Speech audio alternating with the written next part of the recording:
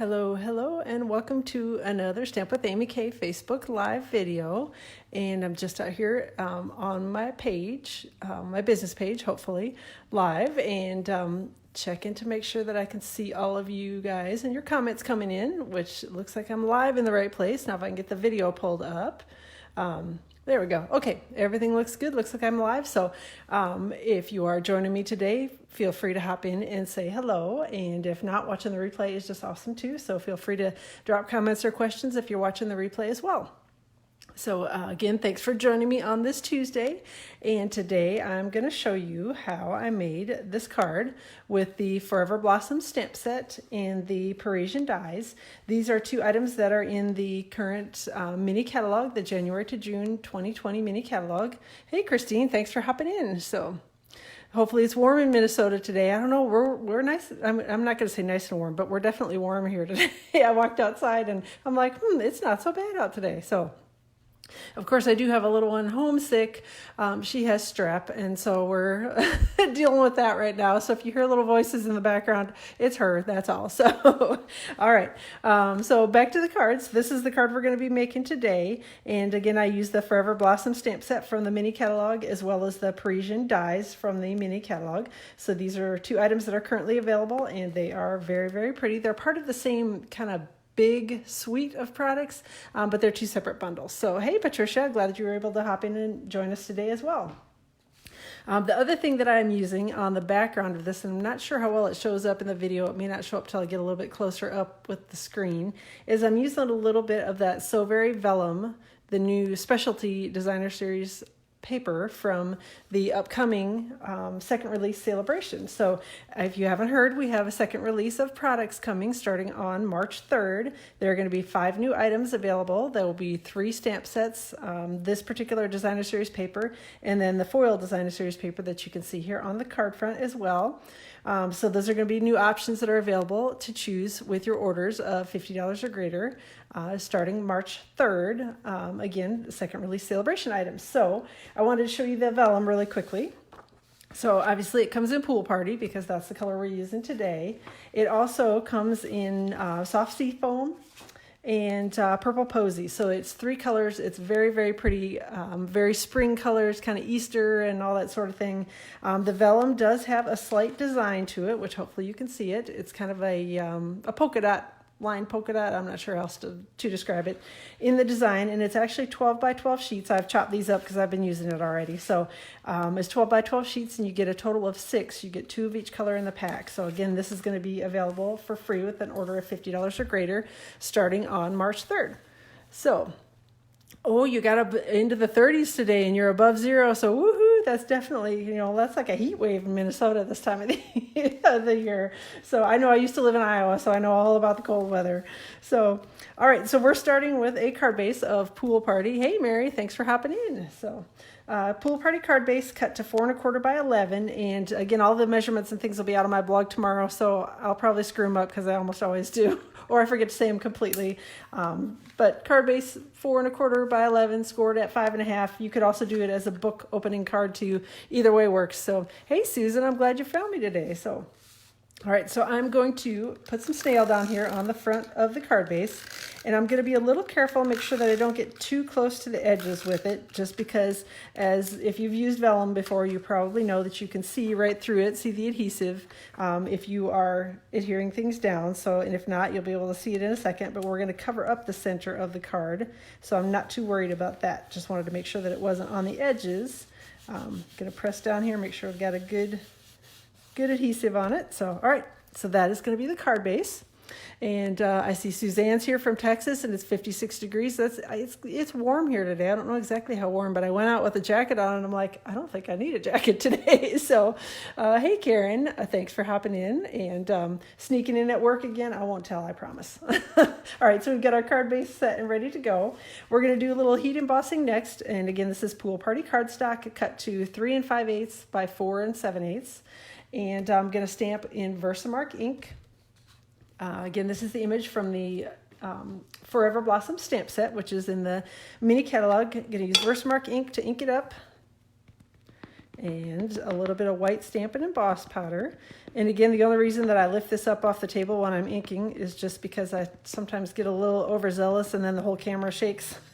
Normally I don't do that when I'm by myself stamping, but I figure you all don't want to get seasick having the camera shake like crazy. So, all right, we are going to stamp this across the bottom of the card. And then I also realized that I forgot to get the little flower stamp out as I was prepping things here. So let me pull that out quickly and get that put on a block. And we'll do a little stamping with the little tiny flower stamp as well. I stamped that because there was kind of a bare spot in the corner. So I just used and stamped partially the little flower, the little single flower stamp from that Forever Blossom stamp set. All right. So let me get that ink out of the way and closed up because I am known to spill my embossing powder and I prefer not to spill it all over my ink pad because that would be a gooey, awful mess and then we'd end up having to throw the ink pad away. Not that I've done that before, but yes, I have. All right. So just pouring a little bit of white Stampin' Emboss powder on top of the Versamark, and I'm going to put the lid back on that as well. So minimize my spilling, and then we're going to turn on the heat tool and do a little bit of heat embossing. So hey Denise, thanks for joining today. All right. I don't know if you've got the Stampin' Up! Heat tool or not, but if not, this actually has two settings on it. One is a setting for, the level 1 setting is for drying ink. So if you have something that kind of takes a little while, is a little slow drying, you can definitely use that. And then the level 2 setting is for heat embossing, which is what we're doing right now. And hopefully you can see on the screen the color changes kind of a bright white when you're doing the heat embossing when it's done cooking. So, all right. And that is it for the heat embossing. So I'm going to give this just a second. I'm going to do a little waving of it to make sure that it's dried out and cooled off so that I don't smear it when I go to the next step, which is going to be adding a little bit of sponged ink over it. So this is a sponge brayer, and we're going to use a little pool party ink. If you have not used a sponge brayer before, they're pretty simple. Just open up your ink pad, set it down on your work surface, and then roll your sponge brayer across it a couple times. And then I usually tend to kind of do a little bit of just rolling it on my scrap paper before I go directly to my card, just because sometimes you have like a glob of ink. It doesn't happen very often, but it's always when I'm not expecting it, and then all of a sudden I've got this big glob of ink on my project, which is not at all what I wanted to have. So I usually do a little quick roller off to the side just to make sure I do not have a large hunk of ink sitting there waiting to pop out and look awful on my project. And what I'm trying to do is just sort of get a little bit of a darkened shadow in this corner of the cardstock. And hopefully you'll be able to see it as I'm rolling it across. I know it's probably not particularly easy to see because it's tone on tone color, and I know the video doesn't always pick it up. But hopefully as the ink gets a little darker, you will see it. And I do find that with the lighter colors of ink like this one, it does feel like you're just like, oh my gosh, is this ever going to turn color? And you're sponging and sponging and sponging. But hopefully you can see it's starting to turn. And again, sponge brayering is one of those things, and sponging with inks in general is one of those things that you can always add more color, but it's really hard to take it away. So make sure that you don't get too heavy-handed with your ink and get the look that you want with it. Like I said, it's always easier to add more than it is to try to take it away. You can sometimes sort of rub it away if you really quickly get back at it, but usually once you've added too much, you've added too much. So, all right. So hopefully, like I said, I can see the colors changing here. I'm hoping that you guys can on the video as well. And I'll take the sponge out of the way here. Do one more time quick. Take the sponge out of the way here. Also with sponge brayers, they come with 2 rollers and 1 base. I think it's called a base. Handle maybe is the right word, not base. So it comes with 2 sponges and a handle. And the sponges in between using them, all that you do is basically just run it under clear water, squeeze it out a little bit and let it air dry, and then it's ready to use with the next color, and then the colors don't get mixed together, because if you go straight to another color with it, if I say took this and put it into pink, you're going to get blue ink all over in your pink, which I don't think you want. So, all right, so hopefully you can see we've got a little bit of color here on the background. And then the next thing that I did was I took my Pool Party Stampin' Right marker, just the plain old water-based Stampin' Right marker, and did a little bit of coloring. Hey, Jeanette, thanks so much for hopping in, and I appreciate your comments. Just did a little bit of light coloring over the flowers to darken them a little bit. And again, it wasn't really like super neat coloring or I didn't try to do any shading or anything fancy, just sort of did a little bit, added a little bit more color over the top of what I'd already sponged on to darken the flowers a little bit. So hopefully y'all are doing well on a Tuesday and enjoying your day. I know, I said earlier, I don't know if you all were on, but I have a little one who's homesick with strep today, so that's always not lovely. And I'm trying not to get it myself. So that's apparently going through school. So, always something.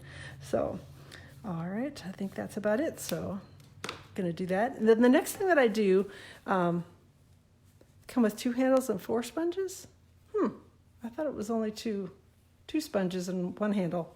But I definitely could be wrong. I didn't look. Anyway, but cool if they do, that's even better. So the next thing that I did, and what I usually do if I've either sponged or colored over the top of my embossing with water-based ink, is I take just a soft cloth, and this is an old, which you can probably see the million ink stains on it, an old towel that I've had in my stamp room forever, and I wipe off the embossed area lightly. I don't really scrub on it because you can actually kind of flatten and ruin your embossed area if you do a lot of scrubbing on it. But it just wipes the ink off and gives the embossing kind of a little bit of brightness back. So Mary's eating tortilla chips on her National Tortilla Chip Day. That sounds awesome to me. I might have to do that a little bit myself. So I could definitely get on board with that day of the week. So I think it needs to be more than once a year. It should be, once a month at least, maybe once a week. So, all right, we're going to use, hopefully, going to use a little bit of snail here to adhere the panel that I've just done the sponging on to a piece of Whisper White cardstock, which is cut to 3 3/4 by 5. And going to hopefully get this on here straight. All right, adhere it down. Okay, and then I went ahead and pre-cut a piece of champagne foil sheets with one of the Parisian dies. So just ordered the sponge bearers. Okay, well, good. I'm glad that you looked. I should have looked in the catalog. I don't know why I thought there were only two of the rollers and 1 handle, but you definitely could be right. Like I said, I've been wrong many times before. So, all right. So used champagne foil sheets and cut that with the Parisian dies, and just did this ahead of time. Just ran it through the die cutting machine. We're going to use a little bit of the multi-purpose liquid glue to adhere this to the card front. And I'm just kind of doing real light little touches because this does not take a lot of glue to hold it. And those of you that have used liquid glue know that a very little goes a very long way. If you put too much on, then you'll have a gooey mess and have ink or have glue stuck everywhere, which is not really probably the look that you're going for. So, all right, let me straighten this out and then put this down. Hope that I get it adhered on here straight. Whoop, let go of the tweezers, Amy. All right. And then just takes a second to hold down to make sure that the glue is going to stick solid. Hey, Marcy, thanks for hopping in today. Glad that you were able to join us. All right, so that is mostly the card front. We've got a couple little things to do yet. So going to add some Stampin' Dimensionals or my half dimensionals, which makes Mary crazy, but although she's trying it, and I think she's liking it. So you can use full-size Stampin' Dimensionals, but my thought is that the half ones stick just as well, and they fit better in so many places for me. So that's why I like these, and I prefer the half ones because they're longer and narrower. The littler ones that we have are still sometimes too wide. So I like them kind of longer and narrower myself, but that's just my personal opinion. All right, we are going to line this up here on the card front. And again, I'm using my grid paper to sort of help me figure out, as well as the lines that I can see on the vellum in the background to help me figure out where straight is and where I should be placing that. So it looks like I got that on there fairly straight. And next thing I'm going to add is a couple of pearl basic jewels. So just sticking a few of those right here around the sentiment. And that is all for the card front. So that's it for the card front. Just did a real basic on the inside of it.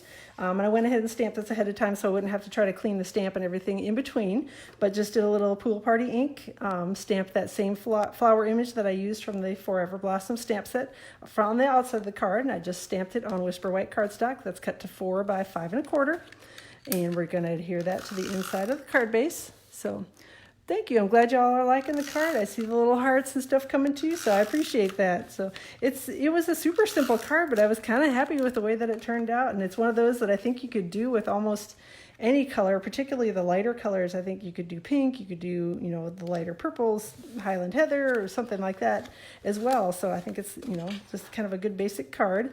And since I do have some embossed areas, raised areas on that vellum on the front, I'm going to flip my card over it before I run the bone folder across it in an effort not to smash the embossing that's on the card front. So, I got dimensional covers stuck on my fingers. So I guess you're a true stamper when you walk around with those in your hair and on your shoes and on the dog's nose and such. So, all right. Well, that is it for my card share today. I appreciate y'all stopping in and spending part of your Tuesday with me, and I hope that you have a great rest of the week. I'll plan to be back next week, Tuesday, on Facebook Live again.